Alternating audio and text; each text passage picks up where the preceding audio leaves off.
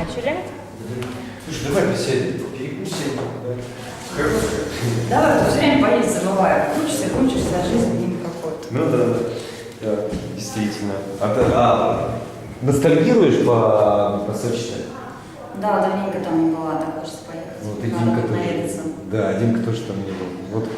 И главное, не хочешь ни в какую ездить туда. Я уже ему предлагаю, и поехали, съездим в город твоего детства, он никак.